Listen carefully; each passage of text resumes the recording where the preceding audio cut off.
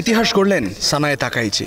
জাপানের পার্লামেন্টের 2 কক্ষেই জয়ী হন লিবারেল ডেমোক্রেটিক পার্টির এই নারী নেতা। 64 বছর বয়সী তাকাইচি নিজ দেশে পেয়েছেন লৌহমানবীর তকমা। জাপানের সংসদে উচ্চকক্ষের তুলনায় নিম্নকক্ষ বরাবর শক্তিশালী। নিম্নকক্ষে মোট ভোট 465টি। জয়ের জন্য দরকার ছিল 233 ভোট, সেখানে তাকাইচি পেয়েছেন 237 ভোট।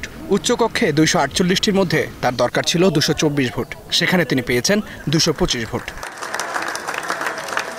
পার্লামেন্টে অভ্যন্তরীণ এই ভোটে 2 কক্ষের নির্বাচিত প্রতিনিধিরাই প্রধানমন্ত্রী নির্বাচন করেছেন। এর আগে নিম্নকক্ষে জনমত হারালে পদ থেকে সরে দাঁড়ানোর ঘোষণা দেন লিবারেল ডেমোক্রেটিক পার্টি থেকে নির্বাচিত প্রধানমন্ত্রী শিগেরু ইশিবা।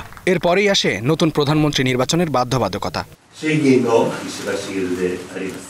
সম্প্রতি লিবারেল ডেমোক্রেটিক পার্টি দলটির নেতা নির্বাচিত হন সানায়ে তাকাইচি। কমেই তো দলের সাথে জোট গড়ে ক্ষমতায় ছিল এলডিপি, কিন্তু তাকাইচি নেতা নির্বাচিত হবার পর ভেঙে যায় সেই জোট। পরে ডানপন্থী বিরোধী দল জাপান ইনোভেশন পার্টির সাথে জোট করেন তাকাইচি।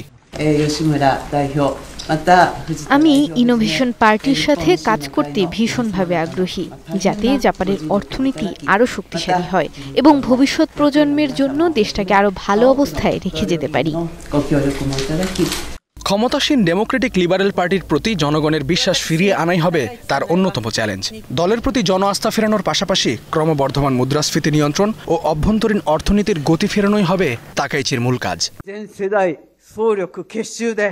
জাপানের রাজনীতি বরাবরই পুরুষকেন্দ্রিক। দেশটিতে নারীরা অনেকটাই যেন ঘরের মানুষ। রক্ষণশীল সমাজের আগল ভেঙে তাকাইচির প্রধানমন্ত্রী হওয়াটাই যেন এক নতুন ইতিহাস, যা দেশটির বিপুল সংখ্যক নারীদের অনুপ্রেরণা যোগাবে। এরই মধ্যে সানায়ে তাকাইচিকে অভিনন্দন জানিয়েছেন যুক্তরাষ্ট্রের president Donald Trump. Istehadul Mahmud, Star news.